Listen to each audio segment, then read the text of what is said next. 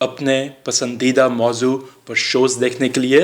Like اور subscribe کرنا نہ بھولیے گا اور بیل بٹن پہ کلک کیجیے گا۔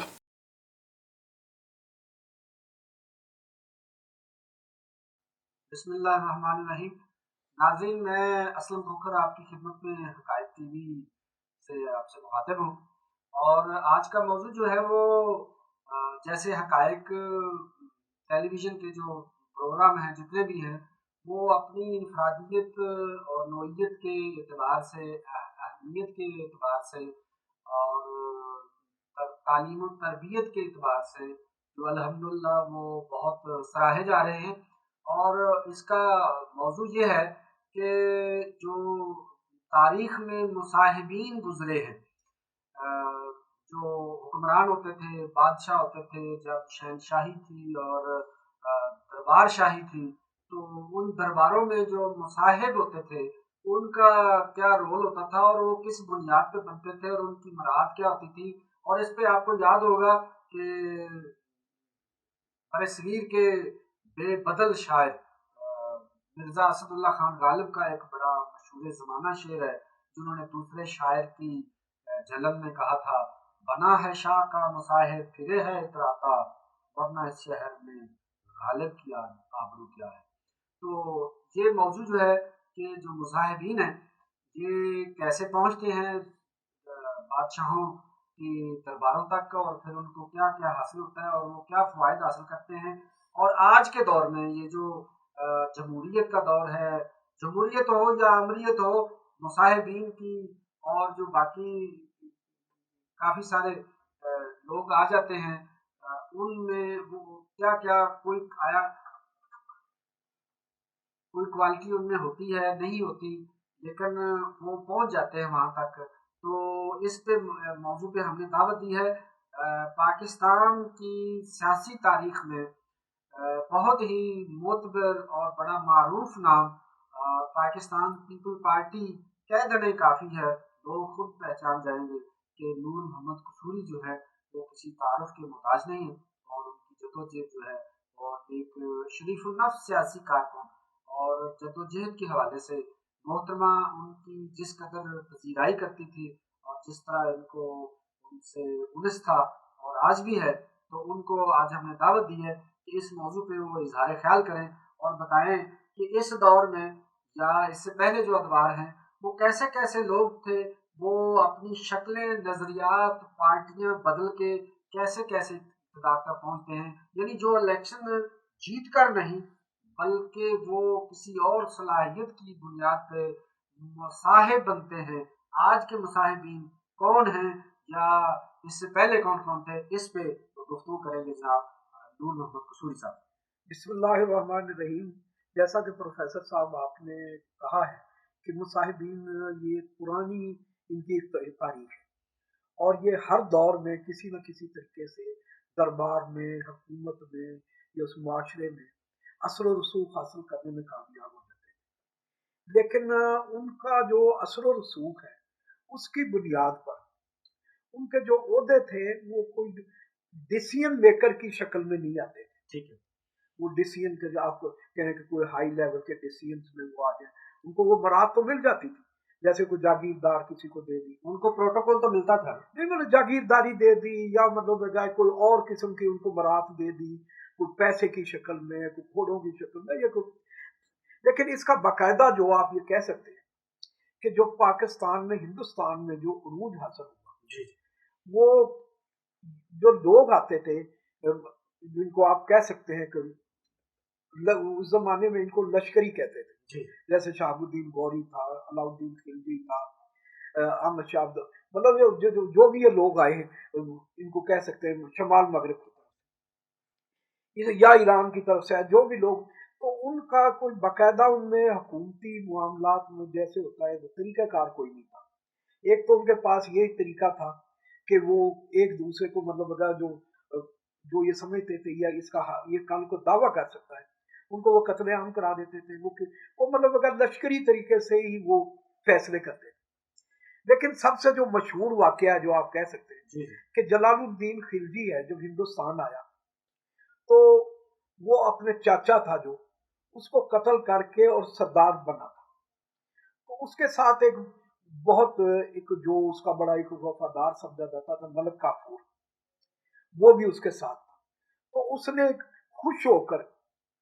اس کو اپنے جو بھتیجا تھا اور اس کا داماد علاؤالدین خلجی اس کو گفٹ کے طور پر کہا کہ یہ میں خوش ہوتا ہوں تمہاری جو مختلف خدمات ہیں، تو یہ جو مصاحب ہے میرا مطلب یہ اتنا مطلب وفادار ہے کہ تمہارے لیے کسی کی جان بھی لے سکتا ہے، یہ مطلب تمہارے لیے جان بھی دے سکتا ہے. تو اس نے جب وہ گفٹ کیا تو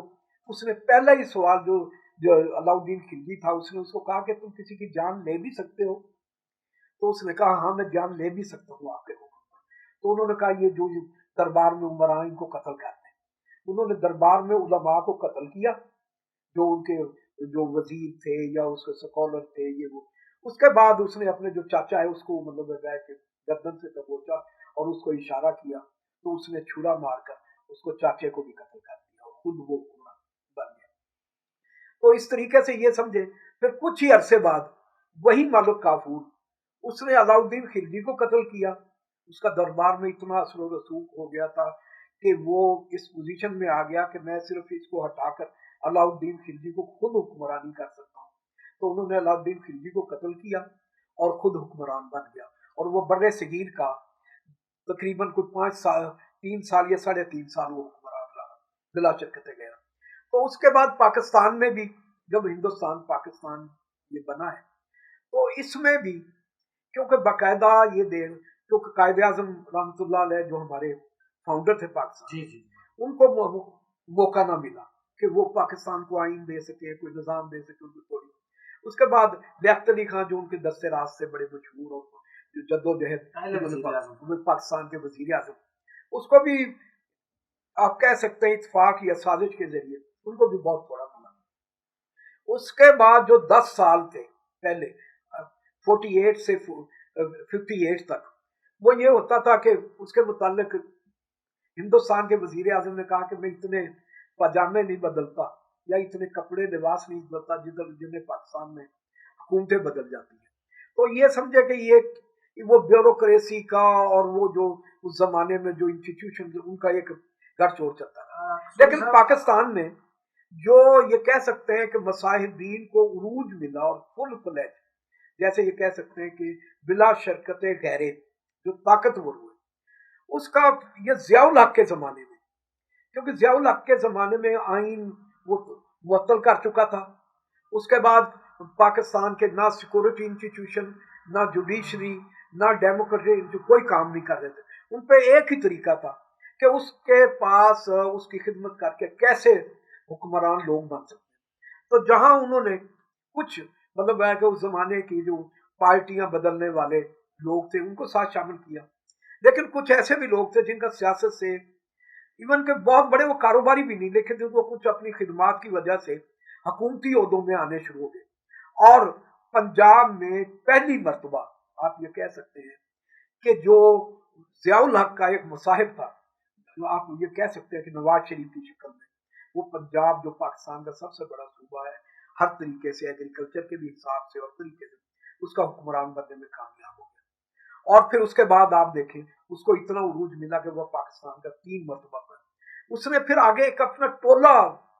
انٹروڈیوس کرایا وہ بھی ایسے بانج اور جو یہ بنجر قسم کے اور یہ کہہ سکتے ہیں اینٹی سوشل ایلیمنٹ. اس کے بعد جو مطلب مختلف طبقوں میں جو خوش آمدید ٹائپ آپ دیکھیں جیسے یہ بڑا کہنے کے بعد افسوس ہے کہ پنڈی کا ایک گھر جو کسی مخصوص خدمات کی وجہ سے مطلب گھر مشہور تھا اس کے آج گھر میں ایک خاتون جو ضیاء الحق کی واقعی مطلب یہ کہہ سکتے ہیں کہ اس کی بیوی کی مالش وغیرہ یہ مختلف قسم کی سروس انجام دیتی تھی. اس کی جو وہ آج خاتون ایم این اے ہے اس کی بیٹی ایک ایم این اے ہے اس کی خالہ سینیٹر ہے اس کا ایک خالو مطلب جو بعد میں شوہر ہوئے وہ بھی ایک سینیٹر ہے. یہ کہہ سکتے ہیں کہ ایک گھر میں 4 بندے جو ہے ایم این اے وہ ممبران پارلیمنٹ. سوری صاحب میں یہ آپ کی نے بڑی زبردست تاریخ بتائی اور یہ آگاہ ہونا چاہیے نوجوانوں سے لیکن میں یہ پوچھنا چاہتا ہوں سوال کہ آج عمران خان کے کاندھوں پہ، اس کے بغلوں میں، اس کے چرنوں میں، اس کے گھٹنوں میں، اس کے جوڑوں گٹوں میں بھی جو اب بیٹھنے والے لوگ ہیں، جو محاوراتن بھی بیٹھ گئے ہیں یا بٹھا دیں گے، کیا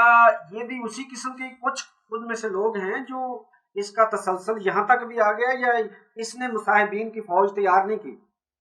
میں یہ کہہ سکتا ہوں کہ دیکھیں، پہلے میں آتا ہوں اپنی پارٹی کی طرف، پاکستان پیپلز پارٹی، کہ پاکستان پیپل دیکھیں دوسری پولیٹیکل پارٹیز ہیں نا، ان کی جو ہسٹری ہے نا ڈیموکریسی کے حوالے سے، جدوجہد کے حوالے سے، وہ نہیں ہے جو پاکستان منفرد ہے۔ پاکستان پیپلز پارٹی نے ہر ڈکٹیٹر کے خلاف جدوجہد کی، چاہے ایوب خان کی شکل میں، یحییٰ خان کی شکل، جنرل ضیاء اور پرویز، چاروں ڈکٹیٹرز کے، میں سکتا ہوں اس کی ذمہ داری زیادہ تھی کہ وہ جو سٹف اس نے تیار کر لیا تھا، جو کہ وہ بڑا مطلب ہے بہادر قسم کا پولیٹیکل کارکن بہترین، ان کے لیے پھر آگے جو سپیس ہے نا وہ کم ہوتی گئی، اور پھر انہوں نے کسی نہ کسی طریقے سے جو سپیس ہے وہ پھر یہ مصاحبین کو، جیسے دیکھیں نا اب بظاہر بابر اعوان ہے پاکستان پیپلز پارٹی کا، رحمان ملک ہے، اس کے بعد آگے فاروق ایچ نائک ہے، لطیف کوسا ہے، ان کا سیاسی طور پہ، سماجی طور پہ پاکستان پیپلز پارٹی سے کوئی تعلق نہیں تھا، لیکن وہ اپنی مطلب ہے کہ وہ کسی نہ کسی وجہ سے کیا ان کے اندر کیا کوالٹی تھی؟ کیا وہ یہ اپنی کسی کی ٹیکنیکلی وجہ سے، یا کوئی ان کے پاس فن خوش آمدی ہے، یا ان کو کوئی بہت کیا امتیاز کیا ہے ان کا؟ دیکھیں جی، وہ کہتے ہیں نا کوئی نہ کوئی تو پھر اس کے ساتھ وہ ڈرافٹ اور سمری اٹیچ ہو ہی جاتی ہے کہ نور محمد قصوری ہے نا، یہ بڑا وفادار ہے، اس نے وہ اس موقع پہ ہماری خدمات دی، یہ وہ لیکن وہ جو بظاہر جیسے میرا جیسا سیاسی کارکن ہے، میں یہ سمجھتا ہوں، اور ہمیں اخلاقی جرت ہونی چاہیے کہ ہم پاکستان پیپلز پارٹی کے وہ لوگ ہیں جنہوں نے کبھی کوڑے، جیلیں اور جو مختلف قسم کے ٹارچر سے ان کی پرواہ نہ کی، اور کسی لالچ میں جو کئی میں یہ سمجھتا ہوں مجھے مختلف ذرائع سے مختلف ٹائموں میں ایک ہمیشہ مطلب ہے کہ یہ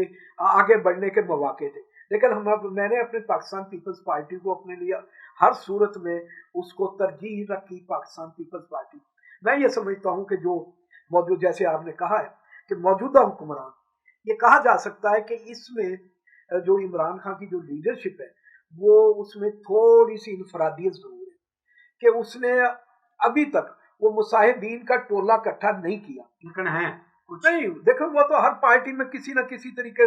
کوئی ٹیکنوکریٹ کے نام پہ یا کوئی آ جاتے ہیں، لیکن جو یہ کہا جاتا ہے کہ ان کو وہ عروج دیکھیں نا، جیسے ہی جہانگیر ترین تھا، اس کا بڑا قریبی ساتھی تھا، جیسے ہی اس پہ ایلیگیشن لگا ریزائن، اور بھی جو دوسرے لوگ تھے جو آپ نے دیکھا ہوگا ان کے اسپیشل اسسٹنٹ، وزیر، جب بھی ان کا کسی کا کیس وغیرہ ہے، میں یہ سمجھتا ہوں یہ بڑی اچھی بات ہے کہ انہوں نے احتساب کو روکنے کے بجائے اپنے پارٹی کے بندوں کو پیچھے ہٹایا، تو یہ روایت ہے، یہ دوسری پولیٹیکل پارٹیوں کو بھی یہ اس پہ تقلید کرنی چاہیے۔ جی بہت شکریہ نور محمد قصوری صاحب۔ ناظرین، آپ نے یہ گفتگو سنی، یہ جو تاریخ کے یا اب کے دور کے جو سیاہ ترین ابواب ہیں ہماری تاریخ کے، ان میں جو مصاحبین ہیں، یہ شاید خوش آمدیوں کا ایک ایسا وہ گروہ ہوتا ہے جو چمٹ جاتا ہے، اور پھر ایک حکومت سے چسپاں ہونے کے بعد پھر دوسری، پھر تیسری، اور یہ انہی کے جو ہے مختلف روپ ہیں، اشکال ہیں، جن کی پارٹی اور نظریہ کوئی نہیں ہوتا، جن کا نظریہ صرف اقتدار کی سیڑھی تک پہنچنا ہوتا ہے۔ اللہ تعالیٰ اس ملک کو اس ایسے خوش آمدیوں سے، اور ہر پارٹی کو ایسے خوش آمدیوں ٹولے سے بچائے، اور پارٹیوں کو بھی آنکھیں کھولنی چاہیے، اور ہم سب کو بھی، ہمارے ارد گرد کہیں ہمارے گھروں میں بھی، ہمارے دوستوں میں بھی تو ایسے لوگ نہیں ہیں جو خوشامد کر کے غلط مشورے کروا کے ہمیں مستقل جو ہے وہ دائمی تکلیف دیتے ہیں۔ بہت شکریہ، خدا حافظ۔